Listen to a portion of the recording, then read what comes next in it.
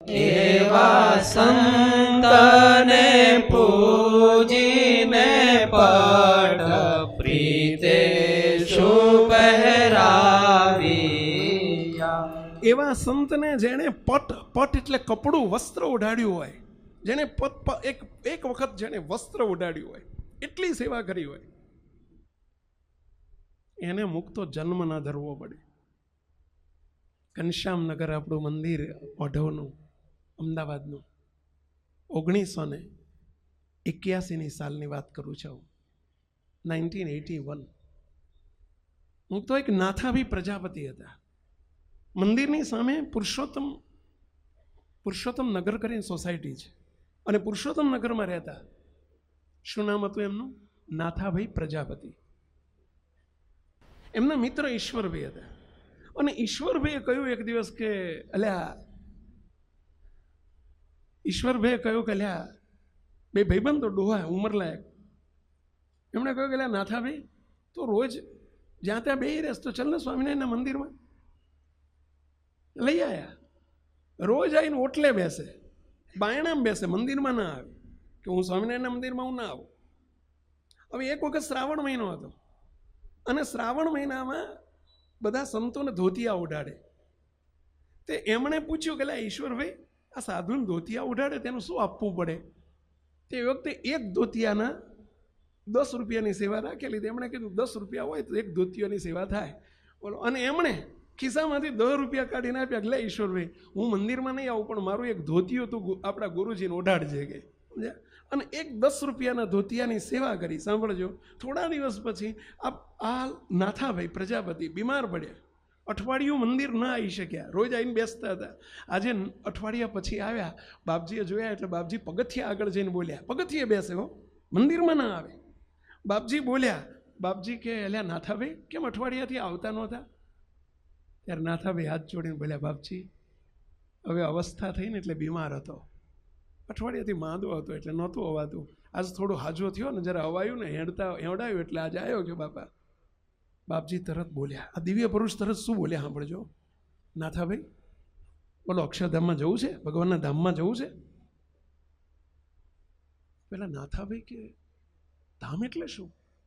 કેવી રીતે જવાય? હાલતા જવાય, ગાડીમાં જવાય? મને કંઈ ખબર નથી પડતી.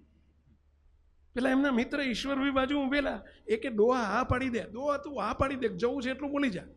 પણ કે મને ખબર નથી પડતી ધામમાં કેવી રીતે જવાય. અરે લઈ જનારા કહે છે લઈ જવું છે એમ, તું હા પાડી દે. તો કે આ જવું છે. બાપજી શું બોલ્યા સાંભળજો. સેવક જોડે ઊભો છું અને બાપજી બોલ્યા, નાથાભાઈ તમે થોડા દિવસ પહેલા તમે એક ધોતિયાની સેવા કરી છે, તમે અમને વસ્ત્ર ઓઢાડ્યું છે, એ તમારું વસ્ત્ર ઠેઠ ઠાકોરજી સુધી અક્ષરધામમાં પહોંચી ગયું છે. માટે જાઓ ઘેર, સાંજના 4 વાગેલા અત્યારે હો, જાઓ ઘેર જાઓ, 1 કલાકમાં સ્વામિનારાયણ ભગવાનને અમે તમને તેડવા આવીએ છીએ, ઘેર જાઓ. બોલો, ખુલ્લી ઓફર. અને બોલો એ ઘેર ગયા. બોલા ઈશ્વરભાઈ જોડે ગયા. ડોસી હતા. એમને કે ડોસીમાં છોકરાઓ 3 દીકરા હતા, છોકરાઓને ફોન નંબર આપો, છોકરાઓને બોલાવી લઈએ, ફેક્ટરીઓમાં નોકરી કરે છે, ડોહાને કલાકમાં સ્વામિનારાયણ ભગવાન તેડવા આવે છે. ડોસી માને નહીં, સત્સંગી નહીં એટલે ખબર નહીં.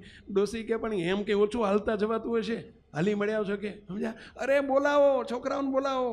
અને મુકતો 5માં 5 મિનિટ બાકી હતી. ડોહા હુતા હતા. 2 છોકરા આવી ગયા, 1 છોકરો નહોતો આવી શક્યો, અને 5માં 5 બાકી હતા. ડોસા આ નાથાભાઈ એકદમ બેઠા થઈ ગયા. આયા સ્વામિનારાયણ ભગવાન, આયા જોડે બાપજી મને તેડવા આવ્યા છે, હું જઉં છું અક્ષરધામમાં. અને ડોહાએ કહ્યું, છોકરાઓ આ સુધી મેં સ્વામિનારાયણની કંઠી નથી બાંધી, તમે સ્વામિનારાયણની કંઠી બાંધજો. અને મારી આ તિથિએ, રોજ દર તિથિએ, દર વર્ષે 1 વખત સંતોને ધોતિયા ઉડાડજો, આટલી મારી આજ્ઞા છે, આટલું કરજો. મુકતો આજે 81 સાલથી કેટલા વર્ષ થયા? લગભગ 37 વર્ષ થયા. બોલો, એ છોકરાઓ સત્સંગી છે અને દર વર્ષે એમની આ તિથિએ સંતોને ધોતિયા ઉડાડે છે. જેનો 10 રૂપિયાની ધોતિયાની સેવા ઠાકોરજી સુધી પહોંચતી હોય, જેને પૂજે, પટ પહેરાવે, જેને વસ્ત્ર ઓઢાડે અને ભગવાન સુધી પહોંચી જાય, જેને જમાડે ને ભગવાન સુધી પહોંચી જાય, જેને જળ કોઈ પાણી પાય ને ભગવાન સુધી પહોંચી જાય, એ છે સત્પુરુષનું લક્ષણ. મુકતો આજે એવા દિવ્ય સત્પુરુષના ચરણોમાં કોટી કોટી આપણે પ્રણામ કરવા છે. બસ હે દિવ્ય પુરુષ, હે ગુરુજી બાપજી, એમને પ્રાર્થના કરવી છે. મુકતો આપણે બધા 2 હાથ જોડીને જરા પ્રાર્થનામાં જોડાજો. હે દયાળુ, આપ ગયા નથી, હે દયાળુ આપ ગયા નથી, ક્યારેય જાવ એવા નથી, ક્યારેય જાવ એવા નથી, ક્યારેય જવાના નથી, ક્યારેય જવાના નથી, સદાય પ્રગટ છો, સદાય પ્રગટ છો, સદાય પ્રગટ રહેજો. સદાય પ્રગટ રહેજો. અમ સૌ સેવકોની રક્ષા કરજો, અમ સૌ સેવકોની રક્ષા કરજો, અમારી ભૂલોને માફ કરજો. અમારી ભૂલોને માફ કરજો.